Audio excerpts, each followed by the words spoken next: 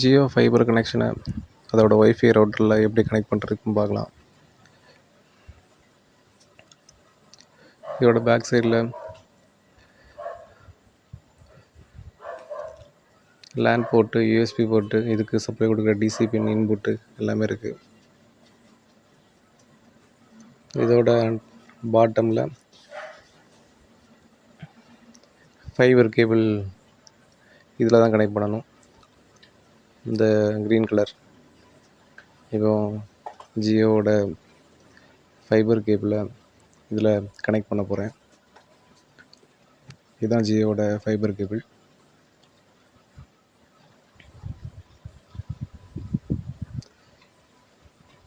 இப்போ இதில் இன்சர்ட் பண்ணுறேன்.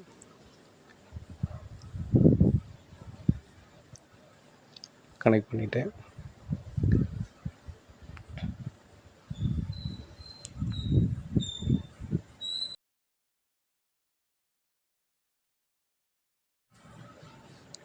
நெக்ஸ்ட் இதுக்கு பவர் சப்ளை கொடுக்கணும்.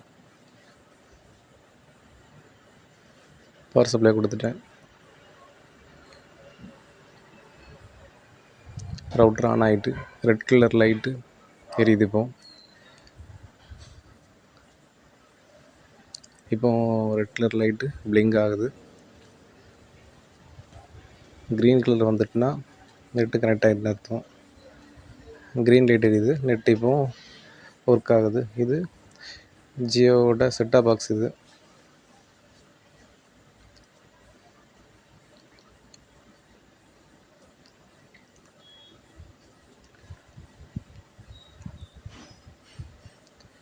இதுக்கு இப்போ கனெக்ஷன் கொடுக்குறேன்.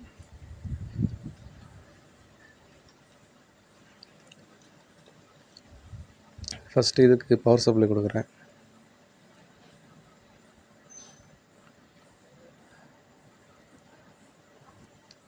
நெக்ஸ்ட்டு இது லேன் கேபிளை இதில் கனெக்ட் பண்ணுறேன். ஒரு எண்டை இதில் கனெக்ட் பண்ணுறேன். லேன் கேபிளோட இன்னொரு எண்டை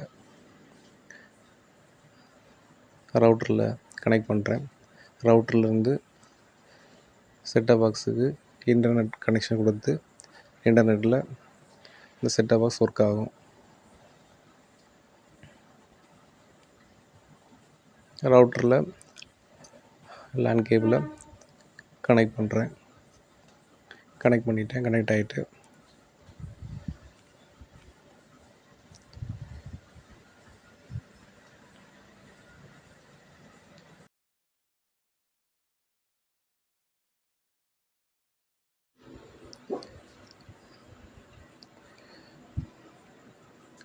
இப்போது டிவியில் உள்ள HDMI கேபிளை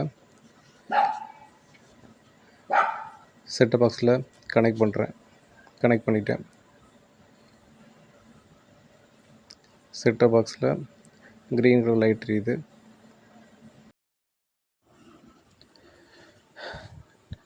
டிவியில் டிஸ்பிளே வந்துட்டு என்னோடய மொபைலில் ஜியோ ஹோம் அப்ளிகேஷன் இன்ஸ்டால் பண்ணி இந்த செட்டப் பாக்ஸையும் என்னோடய மொபைல்லையும் பேர் பண்ணி வச்சுருக்கேன். இப்போ என் மொபைல் ரிமோட்டாக ஒர்க் ஆகுது. இன்டர்நெட்டு ப்ராப்பராக ஒர்க் ஆகிட்டுருக்கு.